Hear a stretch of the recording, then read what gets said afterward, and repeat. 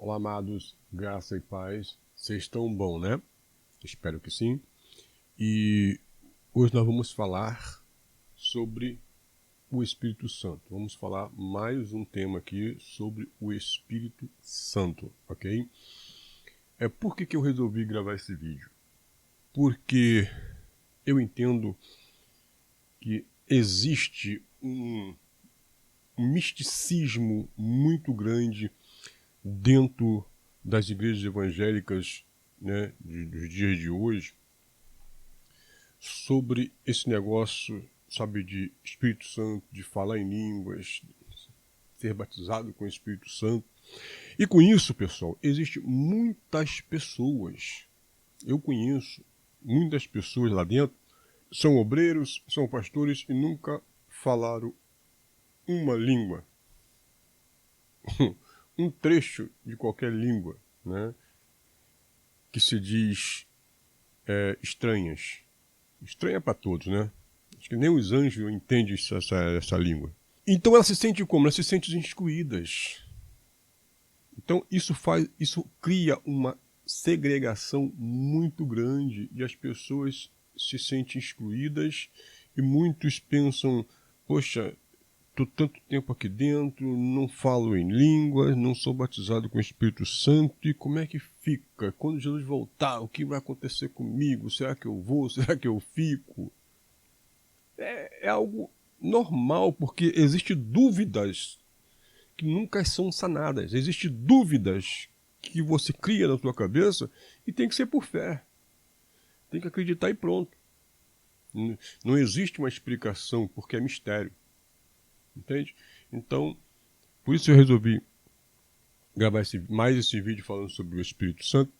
E vamos falar sobre a promessa. Nesse vídeo nós vamos falar sobre a promessa de Joel, capítulo 2.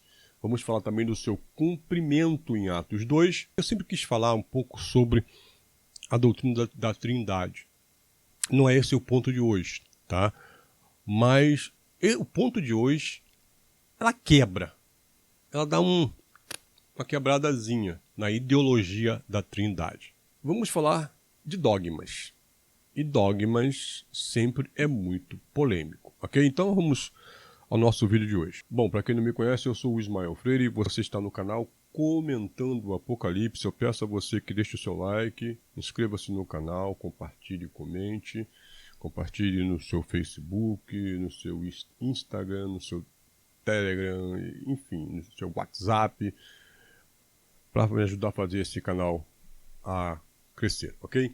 Então nosso tema de hoje é Atos 2, o cumprimento de Joel 2.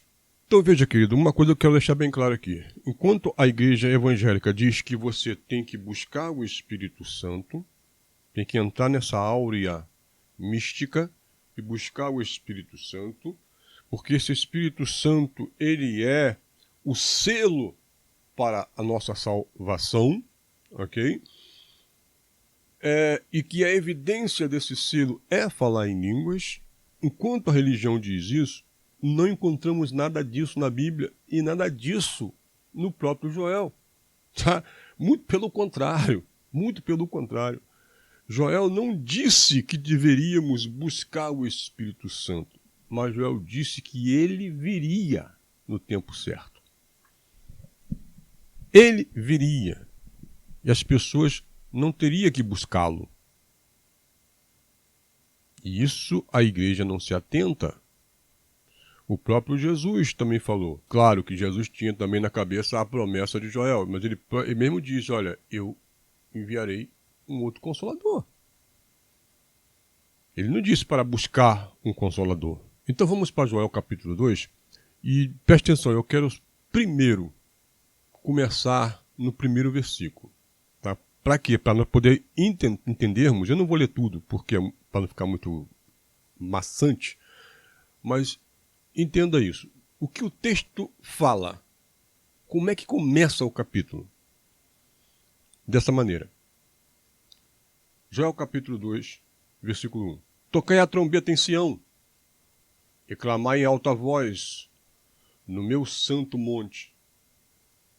Tremem todos os moradores da terra, porque o dia do Senhor já está perto. diz Joel. Joel fala, tocai trombeta aonde? Em Sião. Clamar em alta voz aonde? No meu santo monte. Tudo indica uma geografia que não tem nada a ver com os dias de hoje. Ah, amado, mas nós somos a Israel espiritual. Mas a Israel espiritual não tem monte. A Israel espiritual não tem templo. A Israel espiritual não tem pastor. A Israel espiritual, sabe, não tem servos. A Israel espiritual é livre. Então, a Israel espiritual não tem nada a ver com o contexto judaico. Preso, amarrado no contexto judaico. A Israel espiritual é livre de qualquer amarra, qualquer língua, de qualquer geografia que seja. Ela é livre. Então veja, qual é o argumento do primeiro versículo de Joel? É que o dia do Senhor estava para chegar. O dia do Senhor estava perto de chegar. E todo o texto de Joel fala sobre isso, sobre o escurecer do sol, sabe? Fala sobre a lua.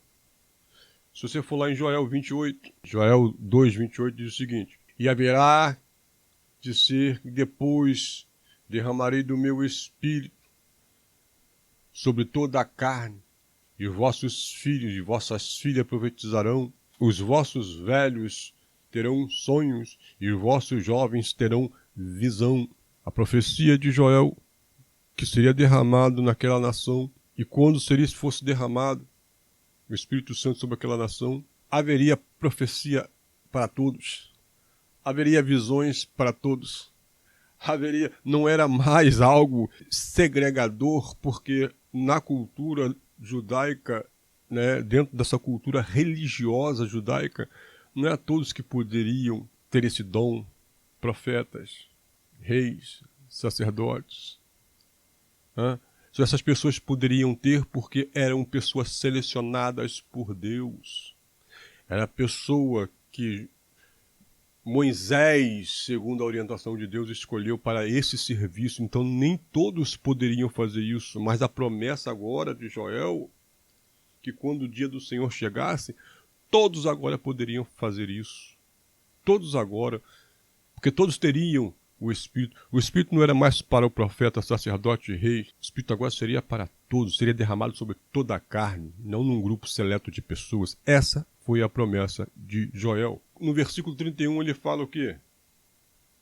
O sol escurecerá em trevas e a lua em sangue, antes que venha o grande e terrível dia do Senhor. Queridos, é consenso entre os eruditos, os estudados da religião, que o dia do Senhor é o dia do fim. É o dia onde as coisas se consumariam. Ok? Isso é consenso dentro da religião. Agora entenda, se o fim ainda não chegou, Atos 2,17 é falso. Porque Atos 2,17 é o cumprimento de Joel, que era para o fim. E se o fim ainda não chegou, Atos ainda não se cumpriu. Ainda haverá o derramamento do Espírito Santo. Amado, mas nós estamos vivendo nos últimos dias, desde o primeiro século. Será mesmo, pessoal? Será que estamos vivendo o final dos tempos desde o primeiro século até hoje? Veja comigo, se o fim ainda não chegou, por que João 2,18 ele diz o seguinte: filhinhos, é já a última hora. Filhinhos, já estamos na última hora. Última hora pressupõe que é um curto período de tempo. Última hora não pode durar 2000 anos. Última hora é um curto período de tempo. Sim ou não? Vamos raciocinar. E como ouviste que vem o anticristo, também agora muitos se têm feito anticristo por onde conhecemos que é já a última hora. Você vê que toda a narrativa, sabe, da Bíblia, ela converge para um ponto específico, que é a queda de Jerusalém? Paulo também não diria em Hebreus 1:1. Havendo Deus antigamente falado muitas vezes e de muitas maneiras aos pais pelos profetas, e a nós quem? Eles do primeiro século, a nós falou-nos nestes últimos dias, pelo Filho. Então veja que eles acreditavam, criam que estavam vivendo nos últimos dias. E a religião colocou na nossa cabeça que os últimos dias ainda não chegou. Que os últimos dias, nós estamos vivendo um período chamado de últimos dias. Meu Deus, isso já faz 2000 anos, daqui a pouco vai para mais 1000, e mais 1000, e mais 1000, e nunca chega esse último dia? Será que não tem algo errado nisso aí? Queridos, qual era a função do Espírito Santo? Por que ele seria derramado? Qual era a função dele naquela geração, naquele aion, naquele período de tempo que tinha que ser terminado? Qual era a função do Espírito Santo? Efésios 1, 13 e 14 diz que ele foi o penhor. E 2 Coríntios também 5,5 diz que ele foi o penhor. O penhor. Você sabe o que é uma penhora? Você vai ao banco, pegar um empréstimo, você tem que colocar algo como garantia. Para quando você acabar de pagar, o banco te devolver. Foi isso que Deus fez. Ele enviou o Espírito Santo como uma penhora sobre a parúzia, para quando Cristo viesse na parúzia, aparecesse, tudo seria consumado. Eu sei que esse vídeo é polêmico, eu sei que isso vai dar polêmica, mas vamos lá. Efésios 1, 13 e 14. Em quem também vós estáis, depois de ouviste a palavra da verdade, o evangelho da vossa salvação. E, tendo nele também crido, foste selado com o Espírito Santo da promessa, o qual é o penhor da vossa herança. É o penhor. O Espírito Santo foi dado como um penhor. Uma penhora. Mas para quê? Para a redenção da possessão adquirida pelo louvor da sua glória. Então, quando você quer adquirir uma posse, tu vai no banco, você não tem renda suficiente, você leva algo para o banco, você entrega algo a ele como uma penhora, pode ser um carro, um terreno, uma casa, mas você deixa ele como penhora, como garantia, e quando você pagar, você pega de volta. Você cumpriu o seu propósito ali com o banco, você pega de volta. E foi isso que Deus fez. 2 Coríntios 2, 2 Coríntios 5, 5. Ora, quem para isso mesmo nos separou foi Deus, o qual nos deu também o penhor do Espírito, tá vendo? Então veja, pessoal, que isso joga por terra toda a ideologia de que existe um Deus chamado Espírito Santo. Não existe. Deus, na cultura judaica, só existiria um. O Espírito Santo vem de Deus, mas o Espírito Santo não é Deus. Mas foi criado isso em nome do Pai, do Filho e do Espírito Santo. Em nome de Deus Pai, Deus Filho e Deus Espírito Santo. Isso foi uma criação, sabe? Já lá no 3º para o 4º século, foi uma criação para inserir dentro do cristianismo, que estava se criando ali, todo o paganismo que Roma ali já vivia naquela época. Não só Roma, mas todo o mundo helênico já vivia naquela época. Outra coisa é que o Espírito Santo iria com eles até o fim. Até o fim o Espírito Santo iria com eles. Eu poderia, queridos, classificar o Espírito Santo, tá? Não é regra. No meu entendimento, no meu leigo entendimento, eu poderia classificar o Espírito Santo como o próprio dom de Deus sobre os homens. Porque se você entender que os reis, profetas, sábios, né, daquela época, levitas que trabalhavam no templo, eles precisavam ter um dom para poder fazer aquilo. Era separado como dom. A casa de Levi foi separada como um dom para Deus.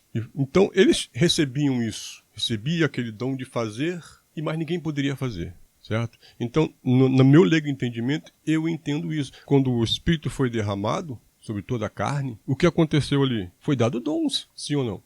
Dons de visões, porque viram línguas como se fossem de fogo. Não é língua de fogo, é como se fosse. É bem diferente de ser língua de fogo. Labandá, subi, o que eu vi ali.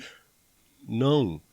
Eram línguas, eram chamas, né? Línguas, na linguagem eram chamas de fogo, como se fosse de fogo. É uma visão. Visão é sempre uma coisa meio nebulosa.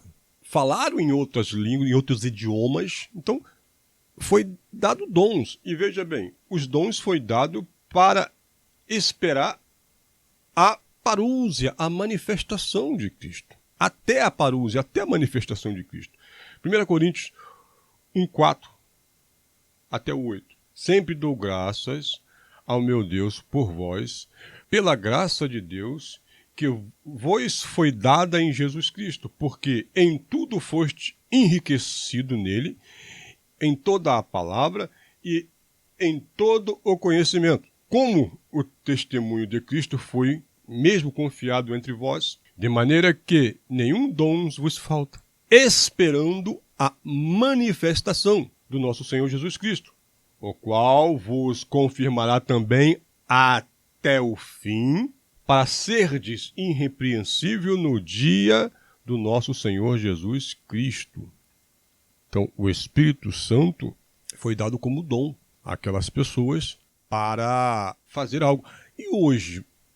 Como é que fica o Espírito Santo hoje? Foi dado como um dom? Se eu olhar como um dom para fazer algo para Deus, eu tenho, você tem, todos têm, só pegar e fazer. Não é simples assim?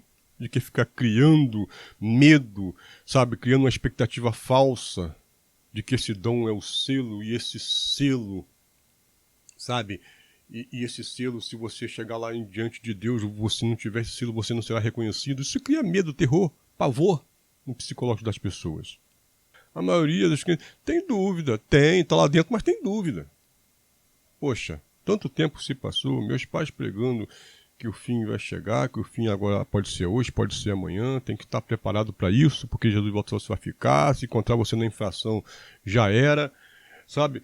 Mas eles, no primeiro século, não tinham dúvida, eles sabiam que estava chegando o fim de tudo. Eles entendiam isso. Isso foi escondido de nós. 1 Coríntios 10:11. Tudo isso lhes sobreveio como figura, e estão escritas para aviso nosso. Nosso quem? Mais uma vez, não é nós aqui, é nosso, Paulo falando lá com os coríntios. Para quem já são chegados os fins dos séculos. Tudo isso, tudo que aconteceu. Qual é o contexto disso aqui? Paulo estava explicando o que aconteceu no deserto, né? Houve rebeliões, houve pessoas que negaram a Deus no meio do deserto, foram mordidos de serpente, a terra se abriu e engoliu um monte de gente. Sabe, Paulo estava explicando a infidelidade do povo no deserto. E está dizendo, tudo isso que aconteceu ali naquele deserto são figura para o nosso aviso nosso, aviso do primeiro século, aviso nosso que vivemos agora nos últimos dias, no fim de tudo, no fim do século, que vivemos agora no fim do século. Paulo está dizendo lá no primeiro século, não aqui. É bom, toda vez que nós lemos esse versículo, explicar isso. Isso aconteceu lá. Usar as terminologias, usar os tempos verbais, usar tudo, porque pessoas que caem às vezes de paraquedas aqui não conseguem entender isso. Porque foi ensinada a passar por cima disso tudo. Ler com a fé. Não ler, sabe, como documento histórico. Mas ler a Bíblia apenas por fé. E se você, queridos, quiser aprender alguma coisa, tem que deixar um pouquinho, sabe, desvencilhar um pouquinho a ideologia da fé e ir como documento histórico para você aprender. Em Lucas 24:49, antes de ascender aos céus, sabe, Jesus ele fala para os seus discípulos o seguinte: e eis que sobre vós envio a promessa do meu Pai. Ficai, porém, na cidade de Jerusalém, até que do alto seja revestido do poder. Então, preste atenção no que Jesus está falando. Jesus está falando, olha, praticamente, em outras palavras, Jesus está falando o seguinte: eu derramarei, enviarei, meu pai vai enviar sobre vocês a promessa de Joel. Fica lá em Jerusalém, que é lá que é o lugar da promessa. Fica em Jerusalém. E eles foram para Jerusalém, ficaram lá, reunidos e receberam a promessa. Em momento nenhum Jesus disse, olha, vá para Jerusalém, reúne-se em Jerusalém, começa a buscar, começa a sapatear, começa a fazer rituais, começa, sabe? Nada disso Jesus disse, olha, apenas vá para Jerusalém, fique lá, lá é o lugar da promessa, é aonde Deus vai cumprir o que Joel disse. Queridos, eu sei que é um choque para muitas pessoas ouvirem isso, mas o Espírito Santo foi dado, sabe, para a promessa do primeiro século, para cumprir a promessa do primeiro século, para eles passarem pelo fim, daquela geração, daquele aio. Mas fim de quê? Irmãos, que fim você está falando? Se acabou, se o mundo acabou, por que nós estamos fazendo aqui? Que fim é esse? Queridos, é o fim daquele mundo judaico cheio de elementos, cheio de significados, sabe? Aquele mundo que era turvo, nebuloso, que não era claro, para tudo tinha uma sombra. Aquele mundo que iria acabar. Não é o mundo cósmico, mas o mundo judaico que iria terminar, sabe, como religião. Preste atenção. Já escreveram até já até me fizeram uma crítica para mim que eu falo assim de judeus que eu posso levantar uma animosidade, ser contra judeus, nada disso. Eu estou falando, é fato, é a história, o que aconteceu. Está na história. Não é segredo para ninguém. Eu não estou aqui alimentando nenhum ódio contra judeu. Deus me livre e guarde disso. Porém, a história diz o que aconteceu. Foi terrível. Foi, mas aconteceu. Então, esse seria o fim. O fim do mundo judaico com suas liturgias. O fim do mundo, sabe, do Aion, daquela era, daquele tempo. Daquela antiga aliança feita por Moisés no Monte Sinai. Vamos ver aqui Hebreus 8:13. Dizendo nova aliança, envelheceu a primeira. Ora, o que foi tornado velho e se envelhece, perto está de acabar, de desaparecer. Do que estava perto de aparecer? Todos os judeus? Não. O mundo que eles viviam, aquele mundo, aquela concepção de mundo, que só eles eram filhos de Deus, que só eles poderiam participar do Deus, porque existia essa segregação de nações. Cada nação tinha o seu Deus.